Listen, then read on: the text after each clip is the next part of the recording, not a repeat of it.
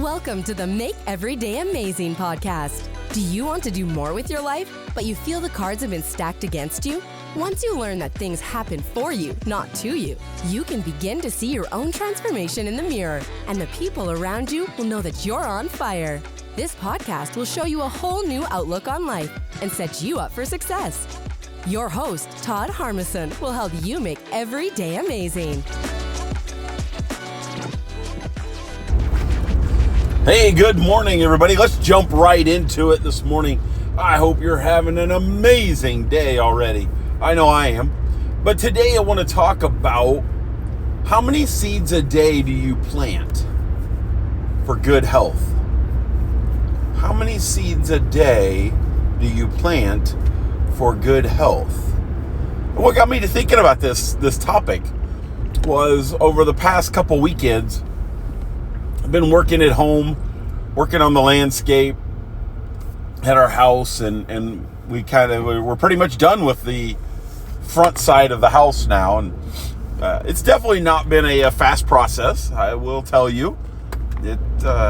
We bought the house. When did we buy the house? In 21, and here it is in 24, and we finally finished the landscaping and everything. But we did a little video that showed how the landscaping progressed from when we first bought the home to what it looks like now today, here being the end of May 2024. But that really was making me think and how much enjoyment we got out of doing that landscaping and planting the seeds for new growth and flowers and bright, colorful display in front of our home, and how much it just refreshed our home. You know, our home's not a new home by any means. It's new to us. The home was built in the 60s and had when we bought the house, had big evergreen shrubs out front that were really, I won't say they were overgrown, but they were definitely very large and had not been taken real good care of over the years. And when we first started trying to trim them back, it just revealed all of the emptiness inside. You know, where the shrubs had grown outward, but the inside, they were so big and bushy on the outside, the inside wasn't getting any sunlight, and so the big evergreens weren't healthy. And you know, there's a lot that can be said about that as a metaphor for life.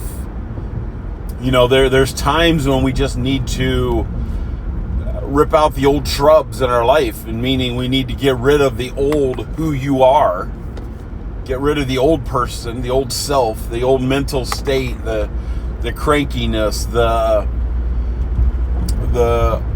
glasses half empty, just the negativity. We need to get rid of that sometimes and plant new life, plant new seeds, plant new growth around us, bring in new friends. You know, we've talked about it in the past. That friendship circle of yours is so important. Who do you have that's in that inner circle of yours? And that is critical, not only in business, but just in good living, in good life.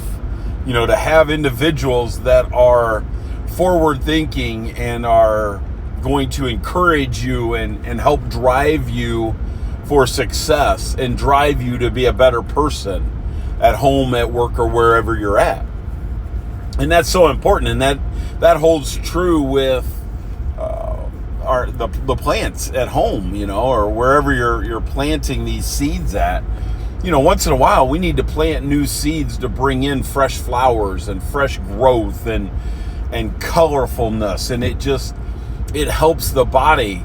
Now that we have our landscaping done, it's just so nice to sit outside and enjoy the flowers and the shrubs and the bushes, you know, and not to mention my bird feeders and my squirrel feeder and all the different wildlife feeders that we have around the front yard. My kids call the house an animal sanctuary because we know regularly we have raccoons come up at night. We have possum that comes up and eats. We have all kinds of birds, including a couple woodpeckers that come up and eat. Not to mention at least one, if not two or three squirrels that come and eat from the squirrel feeder, and they enjoy the nuts that I put out regularly for them in the front yard and all, just to take care of them. I so enjoy getting that nature coming up and eating and sitting and watching them. But that's part of making every day amazing. It's those actions that we take that lead to the happiness. They lead to, excuse me, they lead to the enjoyment of seeing that fresh nature, culture, and so on and so forth, that plants the seeds up here mentally for you, for your health. That's what makes every day amazing. Those are the actions that you can take that make that happen in the way that it does.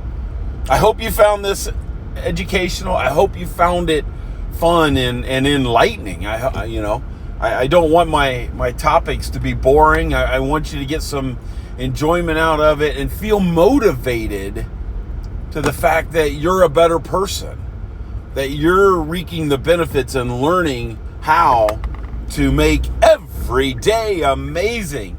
Have a good one, guys. I'll see you later. And that's a wrap. Another episode of the Make Every Day Amazing podcast is in the books. Thanks a million for tuning in. Before you go, could you do me a quick favor? Head over to iTunes or wherever you listen to your podcast and drop a rating for the show. Your feedback helps amazing people just like you discover this podcast. Speaking of amazing people, are you the next amazing success story in the making? If you're ready to tackle life and its lessons both personally and professionally, get on my calendar by going to speakwithtodd.com. Together, we're going to build you a path to success. Are you ready to jump on board? I'll see you on the next Make Every Day Amazing podcast.